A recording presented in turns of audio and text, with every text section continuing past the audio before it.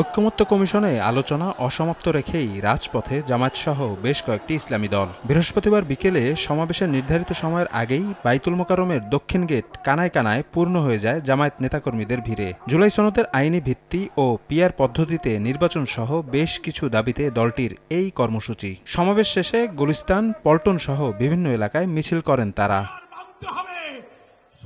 জামায়াতের secretary general মিয়া গোলাম পরোয়ার বলেন, নির্বাচনের আগে জুলাই সনদের আইনি ভিত্তি না দিলে বিপর্যয়ের মুখে পড়বে দেশ। একটি পক্ষের কারণে সরকার নিরপেক্ষতা হারাচ্ছে দাবি করে পিআর পদ্ধতি নিয়ে গণভোটের দাবি করেন তিনি। দুঃখজনকভাবে কোন শক্তির কাছে, প্রভাবের কাছে মাথা নত করে সরকার এবং এই সিদ্ধান্ত গ্রহণকারী কর্তৃপক্ষ কখনো কখনো লেভেল প্লেইং ফিল্ড রক্ষা করতে পারছেন না। গণভোট দিন, পিআর পক্ষে আছে কি বিপক্ষে আছে, জনগণ যদি পিআর মানে তো আপনাদেরকেও মানতে হবে, আর জনগণ যদি বিপক্ষে যায় আমরা জামাত ইসলামী তা মেনে নেব।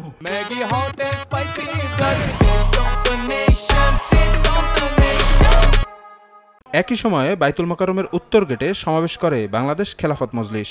দলটির মহাসচিব মাওলানা জালালউদ্দিন আহমেদ হুঁশিয়ারি দেন, জুলাই সনদ বাস্তবায়ন না হওয়া পর্যন্ত ঘরে ফিরবেন না তারা।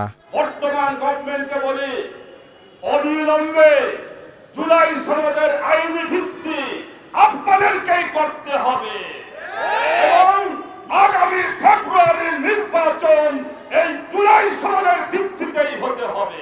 এর আগে দুপুরে বাইতুল মোকাররমের উত্তর গেট থেকে বিক্ষোভ মিছিল করে ইসলামী আন্দোলন বাংলাদেশ। মিছিল পূর্ব সংক্ষিপ্ত সমাবেশে দলটির সিনিয়র নায়েবে আমির সৈয়দ ফয়জুল করিম বলেন, পিআর পদ্ধতিতে নির্বাচন হলে নতুন করে কেউ স্বৈরাচার হতে পারবে না। পিআর নির্বাচনের সবচেয়ে বড় ফায়দাটা কি? পেশিস তৈরি হবে না, কালো টাকা সরাসরি হবে না, পেশির শক্তি ব্যবহার করতে পারবে না, ভোট ছিনতাই হবে না, কারোর ভোট বিফলে যাবে না, পচবে না। প্রায় একই ধরনের দাবিতে প্রেস ক্লাবের সামনে এবং বিজয়নগরে সমাবেশ ও বিক্ষোভ মিছিল করে খেলাফত মজলিস, খেলাফত আন্দোলন, নেজামে ইসলাম পার্টি সহ কয়েকটি সংগঠন। আমরা চাই সুষ্ঠু, অবাধ, নিরপেক্ষ নির্বাচন। শফিক মুন্সি, সময় সংবাদ, ঢাকা।